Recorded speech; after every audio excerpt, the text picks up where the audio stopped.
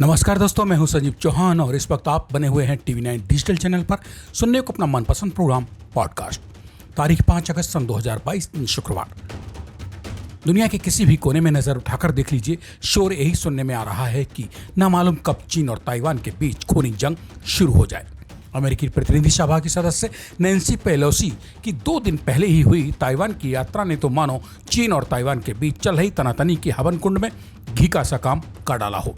Nancy Pelosi की इस यात्रा को आधी दुनिया अगर चीन का चैन हराम कर देने वाला मान और बता रही है, तो बाकी बची इंसानी दुनिया नैन्सी की इस यात्रा को चीन के जख्मों पर अमेरिका द्वारा छिड़का गया नमक बताकर ताली बजा रही है। मतलब नाक कहीं से भी पकड़ लीजिए, नाक पकड़ी चीन की ही जा रही है, ना कि ताइवान या फिर अमेरिका की सेहत पर कहीं कोई खुरेच आ रही है। ऐसे बदतर हालातों में चीन की हालत ऐसी हो गई है कि उसके एक तरफ कुआं और दूसरी तरफ खाई है। जो चीन नैन्सी पेलोसी की यात्रा से पहले अमेरिका को धमका रहा था कि अगर नैन्सी पेलोसी का हवाई जहाज ताइवान के आसमान में भी उड़ते हुए चीन के रडारों ने पकड़ लिया तो वे उसे आसमान में ही तबाह कर डालेंगे। चीन की इस गीदड़ भभकी के बाद भी नैन्सी ताइवान में चाय नाश्ता करके आराम से चहलकदमी करती हुई वापस जिंदा अमेरिका लौट गई। बस तभी से चीन बौखलाया हुआ है। ना तो वो नैन्सी की ताइवान यात्रा रोक सका और न ही ताइवान में चाय नाश्ता करने पहुंच गई नैन्सी के हवाई जहाज को चीन आसमान में ही ध्वस्त कर पाया। अब चीन को जमाने में कहीं डूब मरने के लिए 2 बूंद पानी भी नहीं मिल रहा है।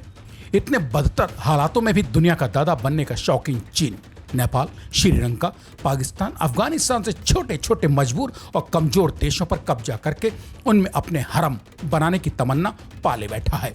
आखिर ये कैसे संभव होगा? दरअसल सच पूछिए तो चीन की बंदर घुड़की को नजरअंदाज करके जिस तरह से अमेरिका ने अपनी प्रतिनिधि सभा की दबंग सदस्य नैन्सी पेलोसी को ताइवान में ब्रेकफास्ट और डिनर करने भेज दिया, वो चीन का चैन हराम किए हुए है।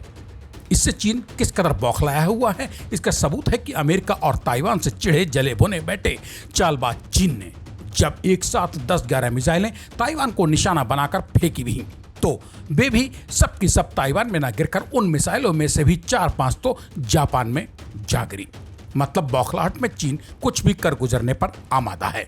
ताइवान को लेकर चीन की इस बौखलाहट के बीच दुनिया सोच रही थी कि हो ना हो अमेरिका और ताइवान से चिढ़ा हुआ चीन आगे पीछे की कुछ सोचे विचारे बिना ही अब तो ताइवान पर बमबारी कर ही डालेगा, मगर ऐसा कुछ भी नहीं हुआ है।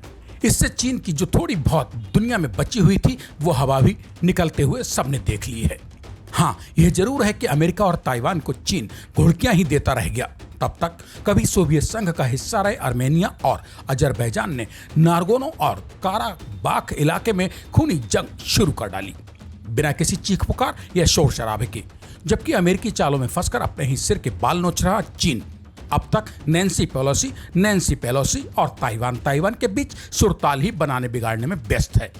बात जहां तक सोवियत संघ का कभी हिस्सा रहे दोनों देशों के बीच छिड़ चुकी अघोषित जंग की करे तो अब से करीब 30-31 साल पहले यानी सन 1991 के आसपास भी इन दोनों देशों के बीच जंग के पूरे आसार बन चुके थे। बाद में इन दोनों पड़ोसी मुल्कों के बीच उस वक्त जंग की बात आगे बढ़ा दी गई थी। अब अजरबैजान की रक्षा मंत्रालय ने दावा किया है कि उसने विवादित नागोर्नो काराबाख की कई पहाड़ियों पर कब्जा कर लिया है।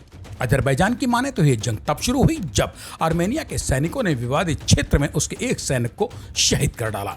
श्रोताओं को यहाँ ये भी बताना अपनी जिम्मेदारी समझता हूँ कि इस विवादित इलाके में रूस की शांति सेना भी काफी समय से पहरेदारी कर रही है।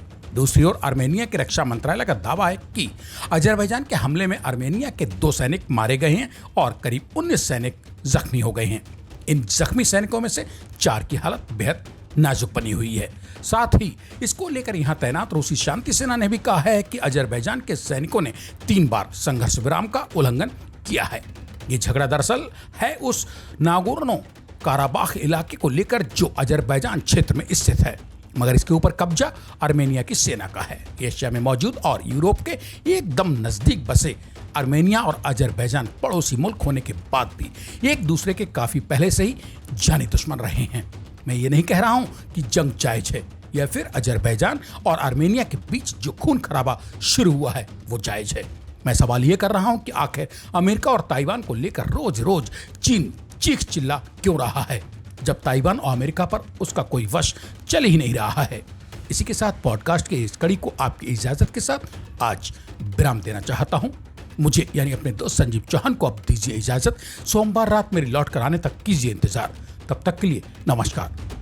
और हाँ दोस्त, जाने से पहले आप अपने मन की बात कमेंट बॉक्स में लिखकर पॉडकास्ट की इस कड़ी को अपनों के बीच शेयर करने के साथ साथ TV9 डिजिटल चैनल को सब्सक्राइब भी तो करते जाइए।